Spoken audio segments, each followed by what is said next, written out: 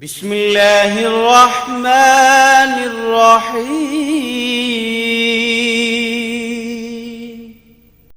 আসমায়ে হুসনার ফজিলত। হযরত আবু হুরায়রা রাহমাতুল্লাহি আলাইহি বলেন, নবী করিম সাল্লাল্লাহু আলাইহি ওয়াসাল্লাম ইরশাদ করেছেন, আল্লাহ তাআলার ৯৯টি নাম রয়েছে, যে তা মুখস্থ করবে সে বেহেশতে প্রবেশ করবে। এই হাদিসের অন্যত্র এরূপ আছে, যে ব্যক্তি এই নামগুলো মুখস্থ করে নেবে সে নিশ্চয়ই বেহেশতে প্রবেশ করবে।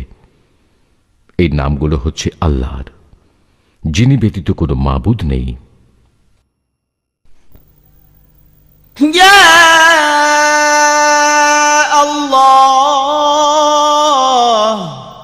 যে ব্যক্তি দৈনিক ১০০ বার আল্লাহ নামটি জিকির করবে, আল্লাহ পাক তার ঈমান সুদৃঢ় করে দেন। পার্থিব কোনো লোভ, লালসা বা ছলনা তার ঈমান নষ্ট করতে পারে না। ইয়া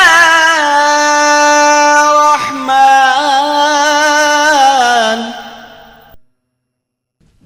যে ব্যক্তি দৈনিক প্রত্যেক নামাজের পর ১০০ বার ইয়া রহমানও পড়বে, ইনশাআল্লাহ তার অন্তর সর্বপ্রকার কর্কশতা ও গাফলতি দূর হবে। ইয়া রহিম।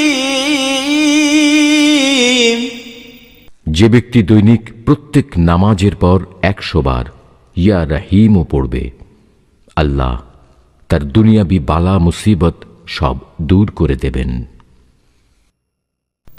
ইয়া মালিক।